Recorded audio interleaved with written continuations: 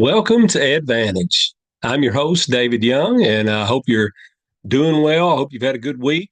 It has been cold. I don't know how it's been where you are in your neck of the woods, but here in Kentucky, it has been about as cold. Well, it's been colder than it's been all year so far. It's been today was a little warmer, but the past couple days and nights it has been zero with wind chills below zero.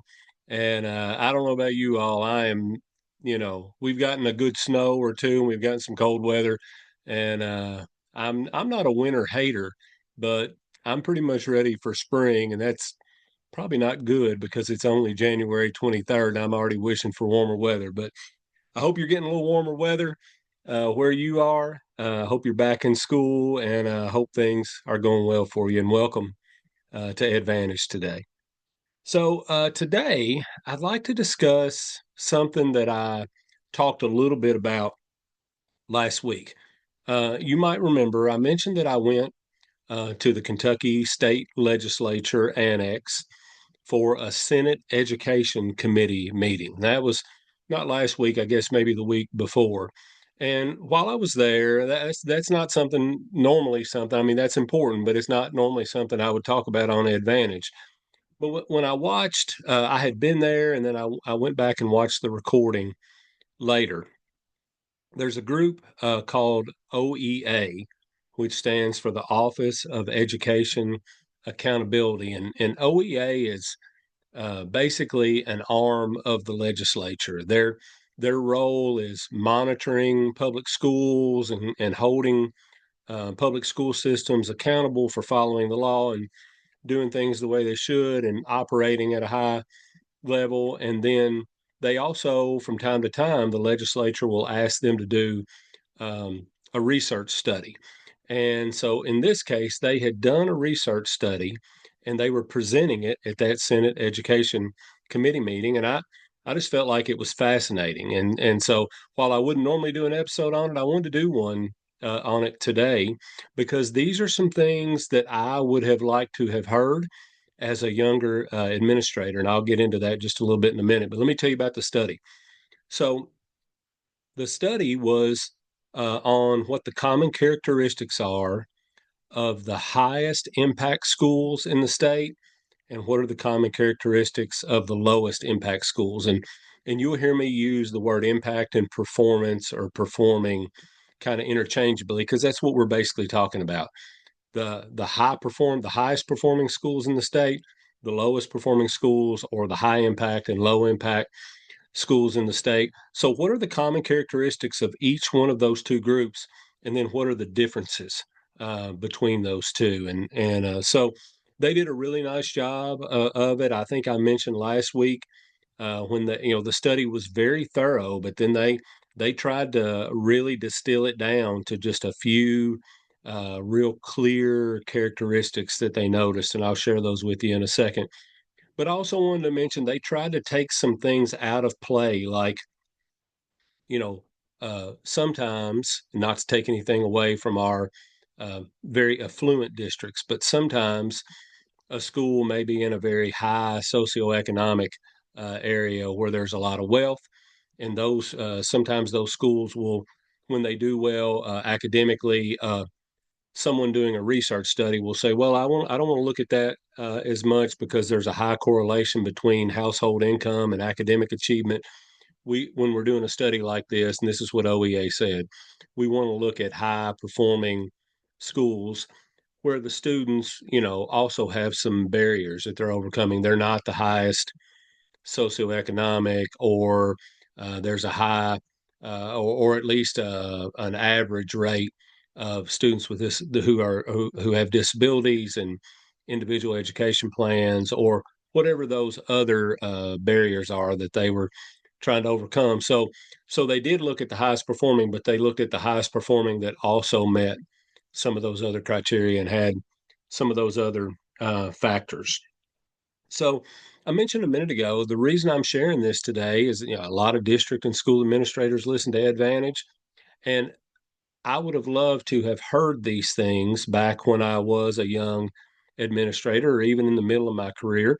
I think a lot of them would have been affirming to me. They would have been things that I think back then I knew and was trying to implement. But things being affirming, that's not wasted time. It's important when you're doing work and you think you're doing the right thing, and then you hear from somebody you admire, or if you hear from somebody who does a real thorough study that the things you're doing are the right things, that's affirming, and that is energizing, or at least it is to me.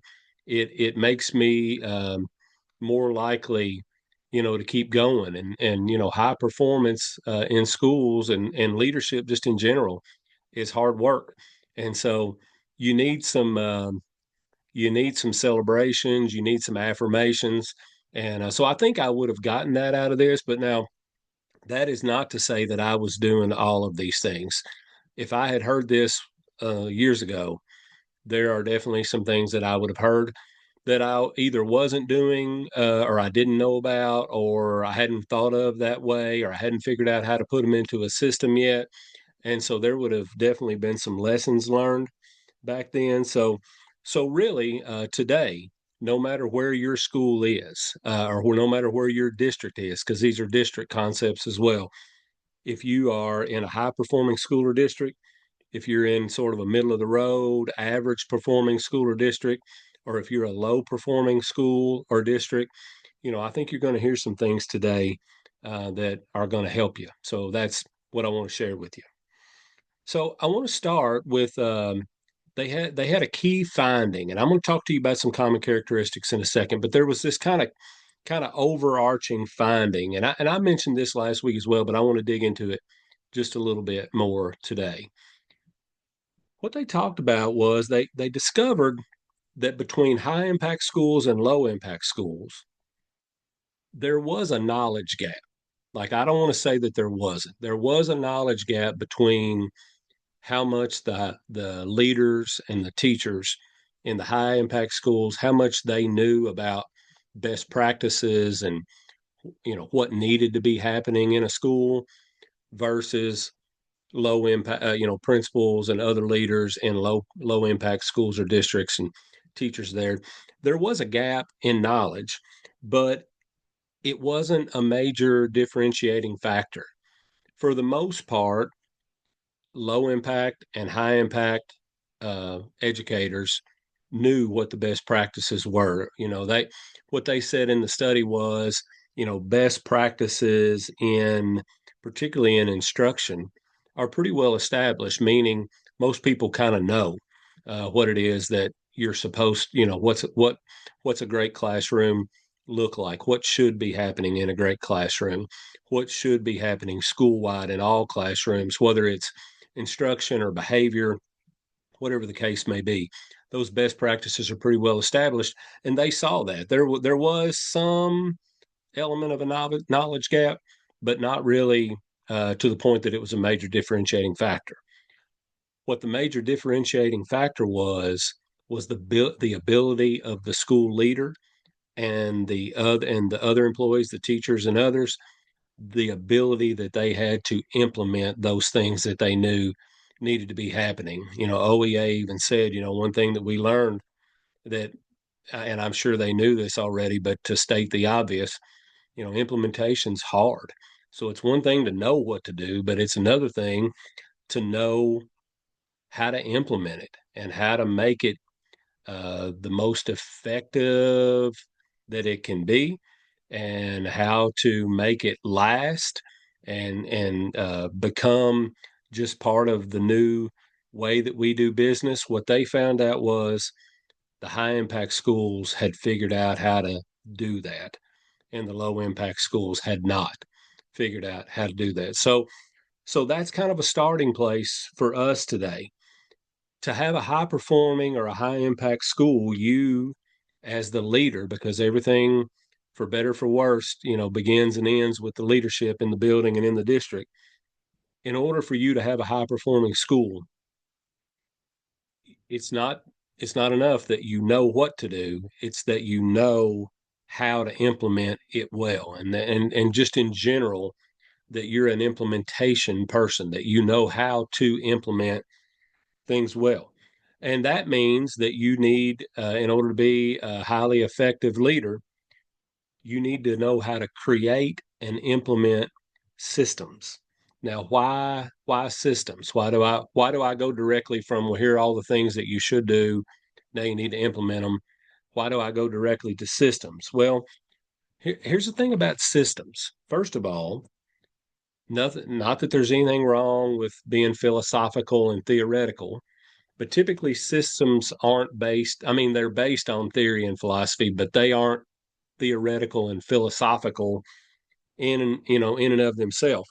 Instead, they're practical and logical. They communicate how things should happen, boots on the ground. So um, I will say that as you learn to implement systems, or as you work on implementing systems, do your best to make them practical and logical, so that others who are putting them into place can understand them.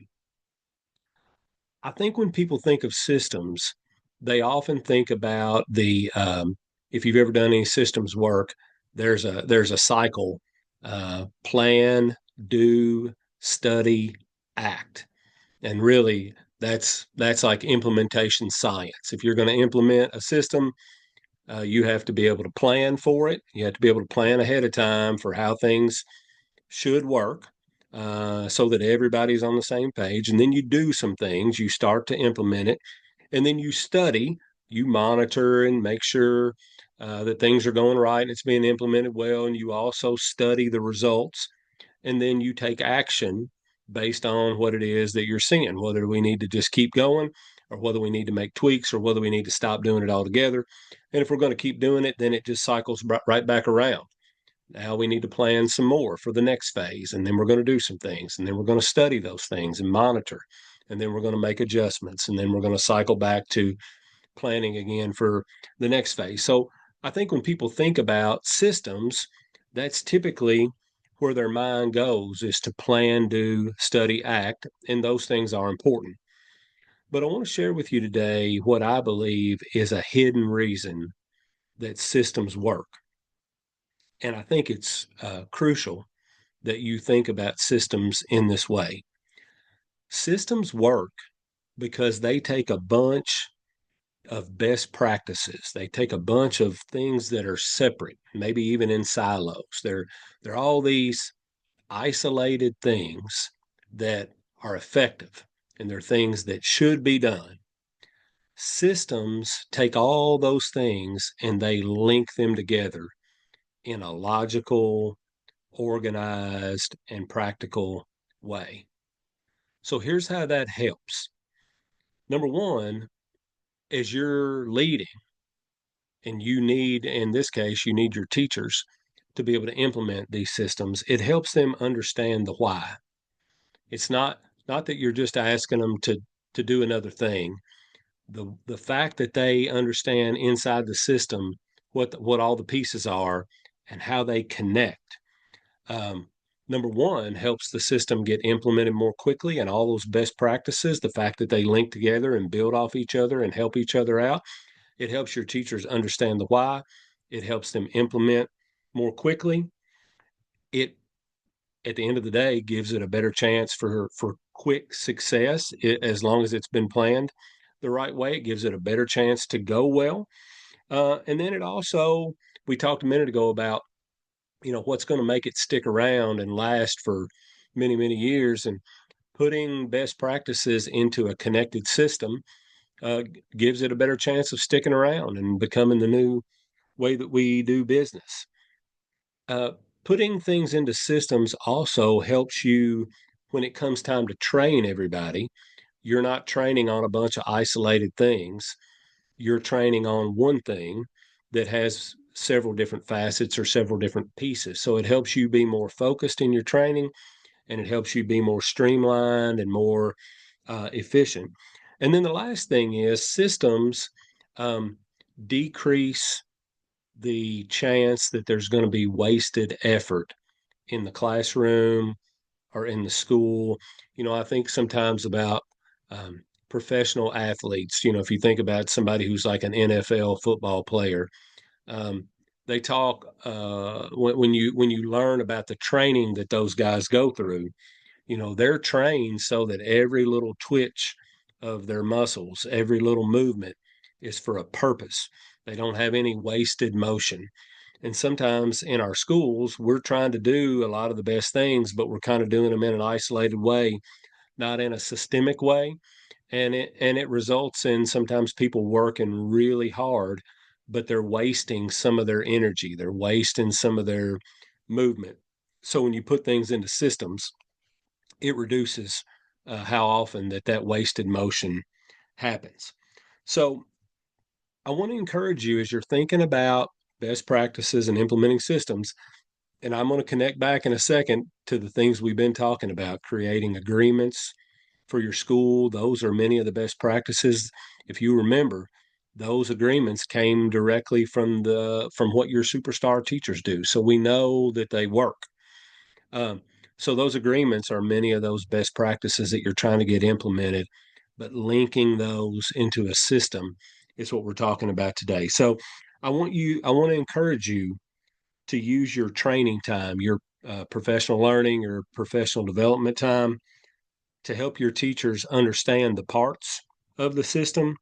And this is really important, not just the parts, what they are, how they work, why they work, but then during your professional development, once the teachers understand the parts and how they work, give them time to work collectively with their colleagues to build tools and other resources that they can go back into their classroom and use right off the bat that align with those systems.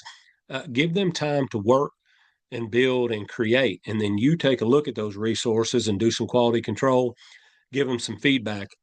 But when you give them time to not only learn, but then build things they're going to use in the classroom, it just really increases the effectiveness of what they're doing, and it also increases the likelihood that they're going to use the information and the skills that they just learned.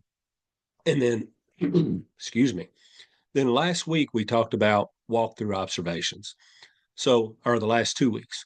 So I also want to encourage you, you know, this is a great opportunity through walkthrough observations for you to see, and also through PLCs, for you to monitor how well that the system, all the different best practices within the system that again align with your agreements. It's a great time for you to get into classrooms and see what those things look like, boots on the ground, actually working with kids, and then give your teachers some great uh, productive, sometimes constructive feedback, some praise as well, that helps them just continue to get better and better at their craft. Now, I want to say one other thing about systems before we move off of that. Every now and then, you can find a system that is already created and you can just plug it in. But to be honest, that doesn't happen very often. And even when it does, it's not always the most effective thing because it's not yours. It doesn't belong really to your school. And so I want to encourage you, it's okay if you find something that's a best practice system that's already put together and it checks all the boxes and it aligns with your agreements, then by all means, go ahead and pick that and go to work on implementing it. But as the principal, you're not going to be able to find that, or as a district leader, you're not going to be able to find pre-made systems like that very often. So I want to encourage you to work on that skill of knowing what the best practices are in a given area. It might be in behavior, it might be in intervention, it might be in instruction, it might be in parent communication, all the different areas that we're responsible for. I want to encourage you to work on that skill of taking those things, all those parts, and connecting them and putting them into a system because of all the benefits that come with systems. So, kind of circling back, implementation. It's not. It's one thing to know, but even many low impact schools, according to the OEA study, and I believe this, even some of the low impact schools, or most of them, know most of the things that should be happening. Implementation is hard, but it is a big deal. It is a big differentiator. And I loved hearing in this study that it was one of the major factors between low and high performing schools. So moving on and kind of keeping in the theme of systems, but I want to talk to you about a couple key characteristics that are systems related that OEA found in their study. And here they are. The first one was they found that high impact schools had aligned instructional systems and support for instruction as well. That included, here's some things, and you may want to take notes here. They had, not only did they have a system, here's some things that were in the systems in the high impact schools when it came to instruction. They had curriculum maps and pacing guides. They had classroom assessments, and they also had interim or benchmark assessments. In the high impact schools, they didn't just analyze student work. They did analyze student work, and they did analyze data, but they did collective analysis. So teachers who taught the same grade level and subject did collective analysis, and I would assume the leadership participated in that. So collective data analysis and collective student work analysis. The high impact schools had regular time set aside for reteaching. Now, sometimes we use reteaching and intervention interchangeably. When they say they had time set aside for reteaching, I don't think they meant intervention. If you're familiar with the RTI model and a kid being in tier 2 intervention, I don't think that's what they're talking about here. I think they're talking about in tier 1, teachers are teaching, but then there's a regular scheduled time set aside for reteaching, which I have always believed heavily in. In high impact schools, there was plenty of feedback and coaching for teachers from administrators, and there was plenty of time for feedback and coaching for students from both leaders and from teachers.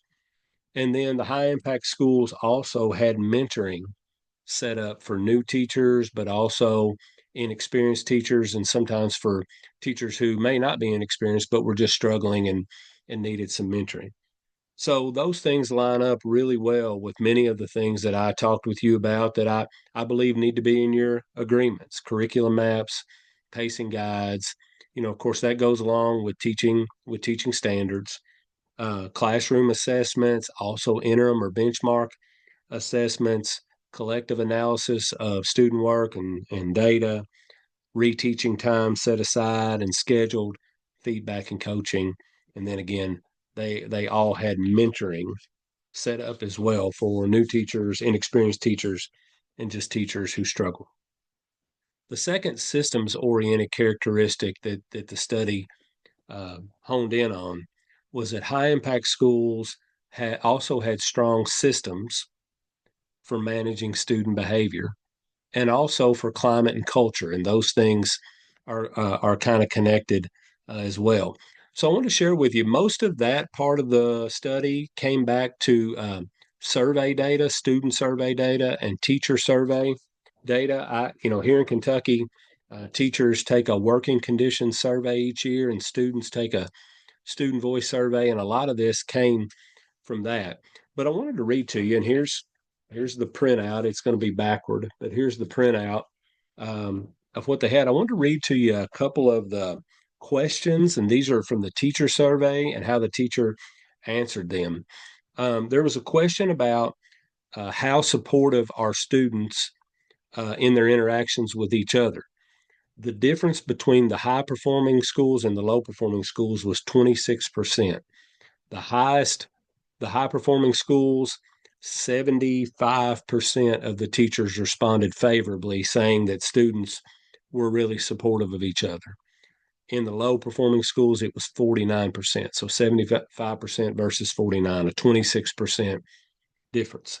There was a question that said, how often does student misconduct disrupt the learning environment at your school? There was a 24% difference between what the high performing school said and what the low performing school said. Another question: on most days, how enthusiastic are students about being at school? There was a 23% difference between what percent of teachers responded positively and in the high performing schools versus the low performing. And then there were some others that had about a 20%, 21% difference. How often do you see each other helping? How often do you see students helping each other without being prompted? 20% difference. How respectful are the relationships between teachers and students? 21% difference. And then how effective are school leaders at developing rules for students that facilitate their learning? And there was a 19% difference between those two. So I just wanted to point out this second one again.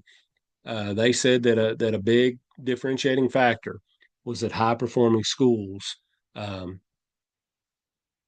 the difference between high performing schools and low performing schools was that the high performing schools had strong systems for managing behavior. Now, I will say the report sort of took a deep dive into behavioral expectations and what a difference maker behavioral expectations are for high impact schools versus low impact schools.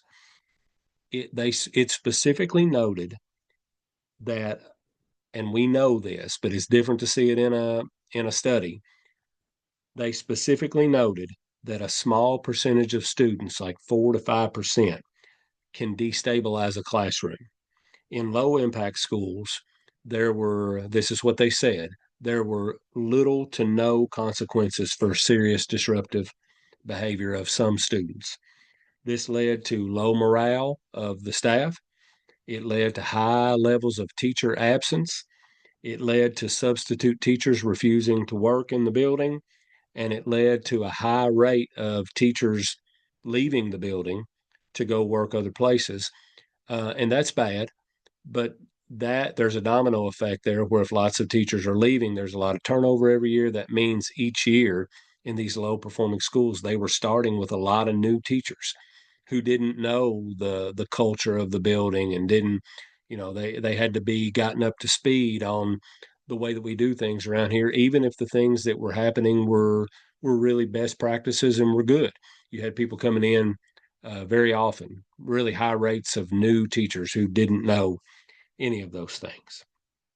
And then, as I mentioned above or before, the final characteristic in the report was that high impact schools, and this is, I bragged on you all for this last week, high impact schools had stable, effective school leadership. And I believe that in the core of my being. I've shared with you before, I've never been to a high performing school that didn't have an awfully strong leader. So leadership in the building makes such a big difference. In the report, they said that in high impact schools with strong, stable leadership, the leaders invested time in the following things and then made them happen. They invested time in setting behavioral and instructional expectations. And of course, so they invested time in that, and then they made sure that those things were implemented, the behavioral expectations and the instructional expectations. And of course, there's a big connection to what we've been talking about there with the agreements followed by walkthroughs and PLCs and professional development that's laser focused on the agreements. They also said that leaders in these high performing schools showed the courage to have difficult conversations and make, quote, what's best for kids decisions, even when they were tough to make. Now, I want to pause on that one for a second. I did an episode on this like 2 years ago, but leaders having courage to have tough conversations and to do difficult things is a big differentiator between strong leaders and leaders who struggle. And so that came out loud and clear here. The leaders in these high performing schools and districts they showed courage at the very moment when they when they needed to, and they didn't shy away from having a tough conversation or making a decision that was tough, but was really what was best for a student or what was best for all students, even when it was difficult. The leaders in high performing schools placed a strong emphasis in the school on positive relationships between teachers and students. And of course, there's a big connection there with climate and culture. They addressed persistent behavior problems. And so there's another connection to climate and culture. So they didn't they were that goes back to being willing to do those difficult things. It's sometimes it's very uncomfortable to deal with a persistent behavior problem, and it's also tiring. But in these high impact schools, one of the findings was that school leaders address those persistent behavior problems. And then the last thing they said was that the leaders in high impact schools made orderly classrooms a priority. And so orderly, that's an interesting word to use. I don't think they meant like that the room was organized well, although I'm sure they wanted the room to be organized well. I'm sure when they said orderly, they meant that everybody was on task, everybody was engaged. Students and teacher knew the routines and were learning and being productive together. So orderly in that sense of the word. And of course, that has a connection also to climate and culture, and also a willingness to do difficult things. Then, in addition to high performance, there was an added bonus. As a result of all these characteristics, these three characteristics that have many sub bullets under them, um, one of the takeaways was once these characteristics are in place, then the high performing school becomes a desirable place to work. It becomes a desirable place for parents to volunteer and visit. It becomes a desirable place for students to come and spend time and learn and become better and develop new skills.